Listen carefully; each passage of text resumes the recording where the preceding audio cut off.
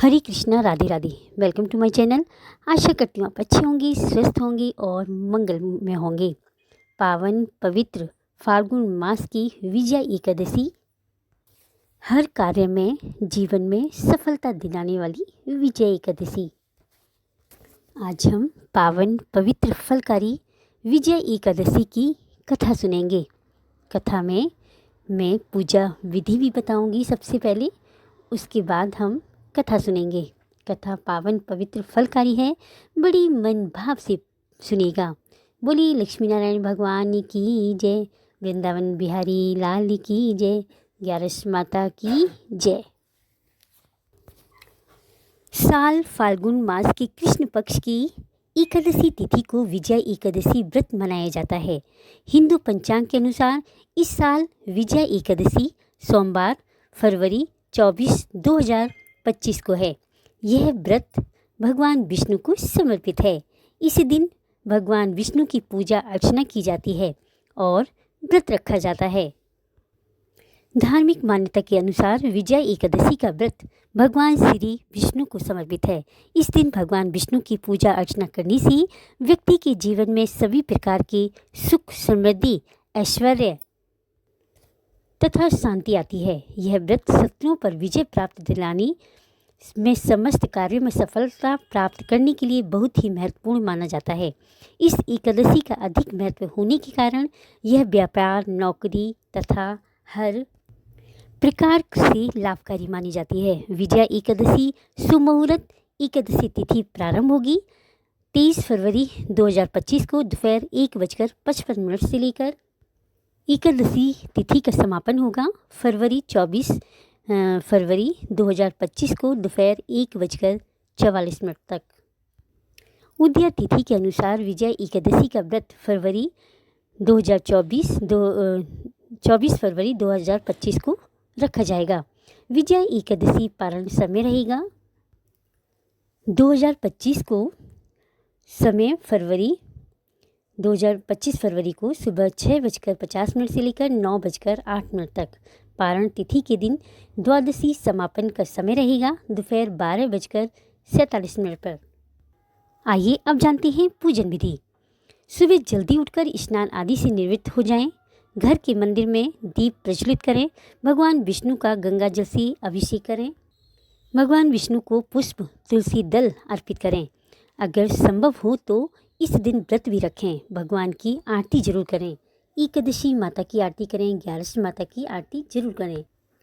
भगवान को भोग लगाएं। इस बात का विशेष ध्यान रखें कि भगवान को सिर्फ सात्विक चीज़ों का भोग लगाया जाता है। भगवान विष्णु के भोग में तुलसी को जरूर शामिल करें। ऐसा माना जाता है बिना तुलसी के भगवान विष्णु भोग ग्रहण नहीं करते हैं। इस पावन दिन भगवान विष्णु के साथ ही माता लक्ष्मी जी की पूजा भी अवश्य करें। इस दिन भगवान विष्णु का अधिक से अधिक ध्यान करें। एकादशी व्रत के दिन दान अवश्य करें। एकादशी व्रत के दिन अगर संभव हो तो गंगा स्नान करें। ऐसा करना शुभ माना जाता है। जल्दी विवाह करवाना चाहते हो तो एकादशी के दिन केसर, केला या हल्दी का दान करें। एकादशी का व्रत करने से व्यक्ति के मन की सभी इच्छाएं पूरी होने के साथ भगवान विष्णु और माता लक्ष्मी जी भी प्रसन्न होते हैं। एकादशी का व्रत रखने से धन, मान, सम्मान, अच्छी सेहत और मनोवांछित फल की प्राप्ति होती है।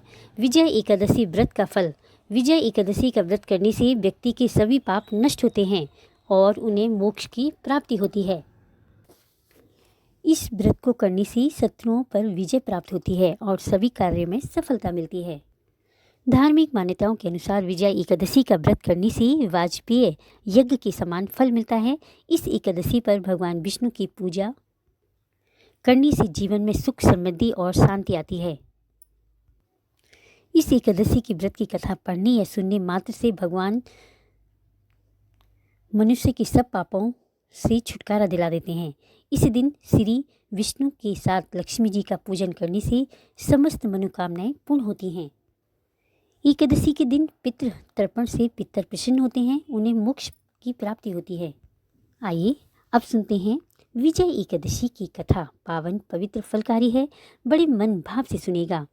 विजय एकादशी व्रत कथा। धर्मराज युधिष्ठिर बोले, हे जनार्दन, फाल्गुन मास के कृष्ण पक्ष की एकादशी का क्या नाम है तथा उसकी विधि क्या है, कृपया करके आप मुझे बताइए।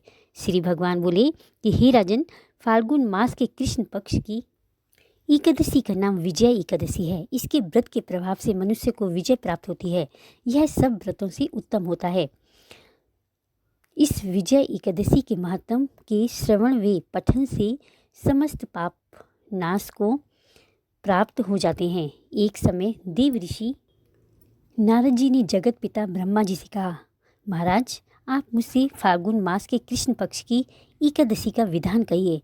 ब्रह्मा जी कहने लगे कि हे नारद, विजय एकादशी का व्रत पुरानी तथा नए पापों को नाश करने वाला।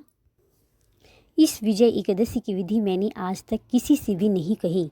यह समस्त मनुष्यों को विजय प्रदान करने वाला है। त्रेता युग में मर्यादा पुरुषोत्तम श्री रामचंद्र जी को जब 14 वर्ष का वनवास हो गया, तब वे श्री लक्ष्मण तथा सीता जी सहित पंचवटी में निवास करने लगे। वहाँ पर दुष्ट रावण ने जब सीता जी का हरण किया, तब इस समाचार से श्री रामचंद्र जी तथा लक्ष्मण अत्यंत व्याकुल हुए और सीता जी की खोज में चल दिए। घूमते घूमते जब वे मरणासन जटायु के पास पहुँचे तो जटायु उन्हें सीता जी का वृतांत सुनाकर स्वर्गलोक चला गया। कुछ आगे जाकर उनकी सुग्रीव से मित्रता हुई और बाली का वध किया। हनुमान जी ने लंका में जाकर सीता जी का पता लगाया और उनसे श्री रामचंद्र जी और सुग्रीव की मित्रता का वर्णन किया। वहाँ से लौटकर हनुमान जी ने भगवान राम के पास आकर सब समाचार कहे। श्री रामचंद्र जी ने वानर सेना सहित सुग्रीव की संपत्ति से लंका को प्रस्थान किया। जब श्री रामचंद्र जी समुद्र से किनारे पहुँचे, तब उन्होंने मगरमच्छ आदि से युक्त उस अगाध समुद्र को देखकर लक्ष्मण जी से कहा कि इस समुद्र को हम किस प्रकार से पार करेंगे। श्री लक्ष्मण जी ने कहा कि हे पुराण पुरुषोत्तम, आप आदि पुरुष हैं, सब कुछ जानते हैं। यहाँ से आधा योजन दूर पर कुमारी द्वीप में वक्तालभ्य नाम के मुनि रहते हैं। उन्होंने अनेक ब्रह्म देखे हैं। आप उनके पास जाकर इसका उपाय पूछिए। लक्ष्मण जी के इस प्रकार के वचन सुनकर श्री रामचंद्र जी वक्तालभ्य ऋषि के पास गए और उनको प्रमाण करके बैठ गए। मुनि ने भी उनको मनुष्य रूप धारण किए हुए पुराण पुरुषोत्तम समझकर उनसे पूछा कि हे राम, आपका आना कैसे हुआ। रामचंद्र जी ने कहा कि हे ऋषि, मैं अपनी सेना सहित यहाँ आया हूँ और राक्षसों को जीतने के लिए लंका जा रहा हूँ। आप कृपया करके समुद्र पार करने का कोई उपाय बतलाइए। मैं इसी कारण आपके पास आया हूँ। वक्तालभ्य ऋषि बोले, हे राम, फाल्गुन मास के कृष्ण पक्ष की एकादशी का उत्तम व्रत करने से निश्चय ही आपकी विजय होगी। साथ ही आप समुद्र भी अवश्य पार कर लेंगे। इस व्रत की विधि यह है कि 10वीं के दिन स्वर्ण, चांदी, तांबा या मिट्टी का एक घड़ा बनाएं। उस घड़े को जल से भरकर तथा 5 पल्लव रख वेदिका पर स्थापित करें। उस घड़े के नीचे सतनजा और ऊपर